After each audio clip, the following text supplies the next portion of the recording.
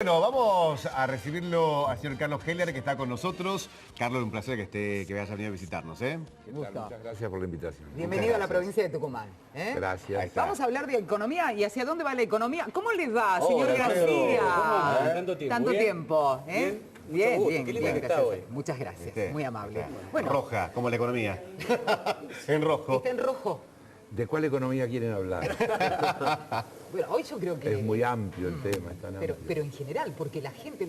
Nosotros siempre decimos acá en el programa que inclusive hasta aquellos que no son especialistas, Carlos, hasta está con los términos de la economía. Claro. Pero es fácil. Aprendió. Claro, sí, pero yo digo que para no confundirse y no meterse en cosas tan complejas, si uno tuviera que sintetizar lo que es la economía de la Argentina de hoy, diríamos, en el mes de agosto tuvo récord de fuga de capitales y al mismo tiempo hubo que sancionar una ley de emergencia alimentaria. Claro. Es decir, es un país que no le falta riqueza, pero que está pésimamente distribuida y que algunos la utilizan para llevársela fuera del país y en el otro extremo crece la cantidad de gente que pasa hambre.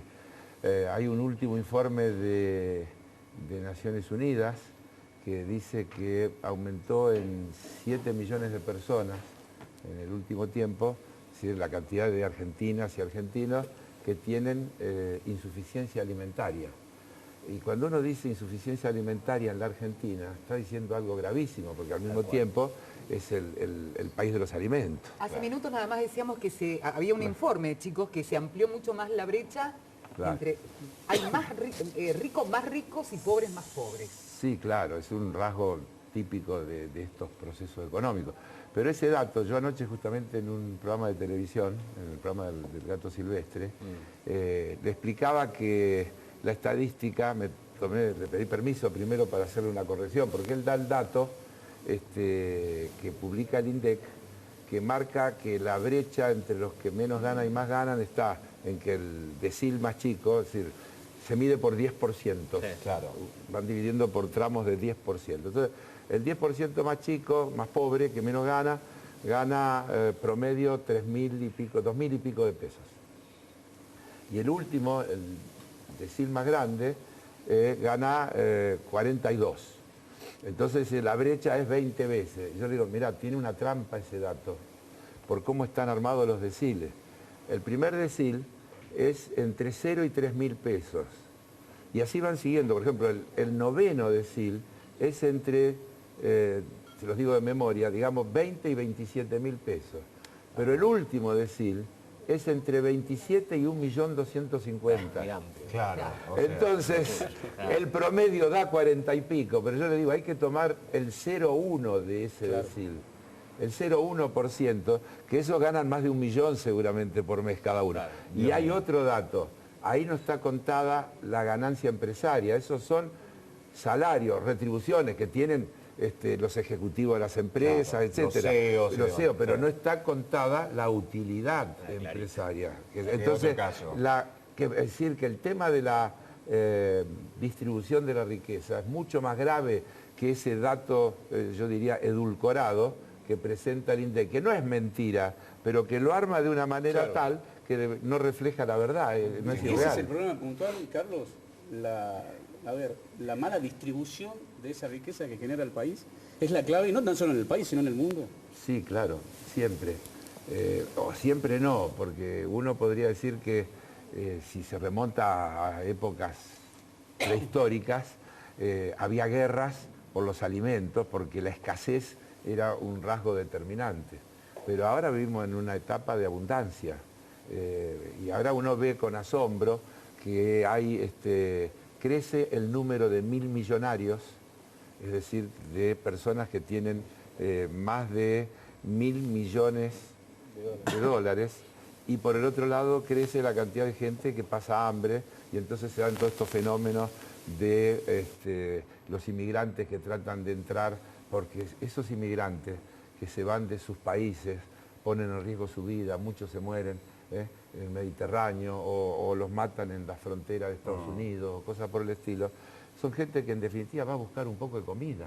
Claro. Porque nadie se quiere ir del país todas las corrientes inmigratorias, incluso dentro de un país, el problema de la Argentina, la macrocefalia argentina, es porque siempre hay más rebusque en los grandes centros urbanos, y entonces se van produciendo esas corrientes. La manera de evitar todo eso es generar riqueza en cada uno de los lugares o hacer que la distribución de la riqueza derrame sobre el conjunto de la sociedad y entonces nadie se vaya de su terruño. Porque ¿a quién no le gusta vivir en su lugar? Claro. Cuando uno se va es porque está desesperado, va a buscar algo. Porque no está bien. Porque En no algún está momento bien. las abuelas Claro. decían, no te vayas a otro lado, porque acá por lo menos te conoce alguien, te va a Así es, alcanzar pero algo. En lógico. otro lugar sos un Pero desconocido. además por todo, por el idioma, por las costumbres, por la comida, uno tiene un arraigo que tiene que ver con los lugares de donde es. Y cuando se va es porque lo echa la situación. Entonces, sistema también lo el sistema echa, lo echa. claro. El sistema lo echa. Entonces, la pregunta es eso. Hoy el mundo es un mundo de abundancia. Produce riqueza como para que no exista pobreza. Un dato. Con los intereses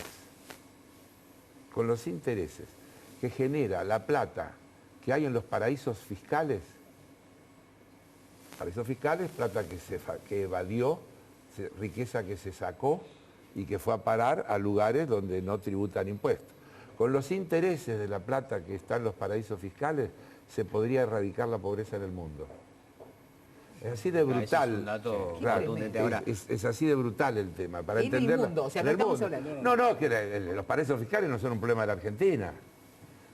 Ahora, Aunque deja- tenemos gente que pone de acá de este Sí, país plata en pero paraísos aún fiscales. sin paraísos fiscales, porque yo daba ese dato, decía, la Argentina en agosto, récord de fuga y récord de emergencia alimentaria. En agosto se fueron de la Argentina casi 6.000 millones de dólares. Lo que nadie piensa es que los que se la llevaron, que en este caso se la llevaron dentro de la legalidad existente, lo cual no quiere decir que sea legítimo, digamos, no era dinero que salió ilegal, porque estaba todo libre. Si alguien tenía plata, podía ir al banco libremente, comprar la cantidad de dólares que quería, llevársela al exterior legalmente y no había ninguna limitación para hacerlo. Bueno, pero los que se llevaron esos 6.000 millones, primero los ganaron. Quiere decir que es riqueza que se fue del país, es generada en la Argentina y se fue del país. Entonces, el mismo país que tiene emergencia alimentaria, en la otra punta hay 6.000 millones de dólares que se van de la Argentina porque dicen que no tienen confianza en el país. Y yo les pregunto siempre, pero muchachos, ¿no tienen confianza si la ganaron acá? Claro. ¿Por qué no la dejan por lo menos acá, no la reinvierten acá y no ayudan a que este país mejore? Carlos, hablaba de 6.000 millones que se van fugando y el presidente que asuma, todo parece indicar que va a ser Alberto Fernández, imponiendo el 27 de octubre, va a tener que inmediatamente atender 6.000 millones en vencimiento de deuda. Pero ahora, se habló mucho de la pesada herencia cuando asumió Mauricio Macri. Ahora, la herencia que va a recibir quien asuma después de las elecciones de octubre, ¿cómo la puede graficar usted? Conocedor de la economía. Bueno, a ver, no hay un solo indicador de la economía que haya mejorado la Argentina desde el 10 de diciembre del 2015 a la fecha. Y pasemos rápida revista de memoria. A fines del 2015 la Argentina era un país que estaba entre los países con menos deuda en relación a su Producto Bruto del mundo, un país que había tenido un formidable proceso de desendeudamiento. Tanto es así que el actual gobierno lo reconoce luego en los prospectos que hace cuando sale a endeudarse, dice la Argentina tiene una muy baja deuda. Así que país que estaba desendeudado, país que termina súper endeudado. El desempleo de diciembre del 2015 era 5,9. Que tenemos ya está en los 11, es decir, es el doble, y es más todavía el encubierto, porque se ha creado una enorme cantidad de empleo de bajísima calidad, que lo llaman empleo, pero todos sabemos que no es eso que llaman monotributistas, pero que son en definitiva trabajadores sin ningún tipo de seguridad social, sin ningún tipo con la informalidad más absoluta. Entonces, deuda disparada, desempleo disparado, pobreza disparada. Si los indicadores estos de hambre y insuficiencia alimentaria tienen que ver con la pobreza. Cierre de pymes disparada. las economías regionales, todas en crisis, todas en distintos grados, pero todas en crisis. El famoso déficit fiscal, que era el caballito de batalla de este gobierno, es otra gran mentira, porque lo que ahorraron con el ajuste, es decir, lo que le sacaron a la educación, a la salud, a la ciencia y tecnología, etcétera, se lo dieron los intereses de la deuda.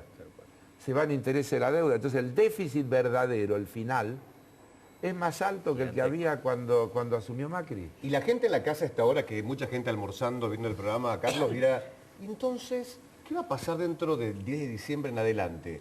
¿Qué debería suceder en la Argentina económicamente para salvar la economía de la clase laburante, que es la que peor la está pasando? Y lo otro, ¿está a tiempo de detener este proceso? Siempre se está a tiempo, porque si no sería el fin de la historia, y no existe eso. Siempre está a tiempo. Pero mire, yo si lo tuviera que graficar, vieron que Macri, cada vez que hacía un discurso, decía, créanme que es por acá. Entonces yo diría, mire, no era por acá, es para el otro lado. Como primera definición, hay que hacer lo contrario. Si usted dice, ¿qué hay que hacer? Lo contrario. Él vino a ajustar. Acá hay que volver a ponerle plata a la gente.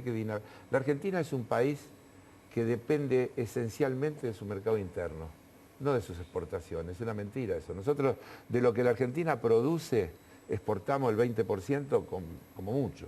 Claro. El resto se consume adentro. Y para que haya consumidores adentro, la gente tiene que tener empleo, y tiene que tener empleo bien remunerado.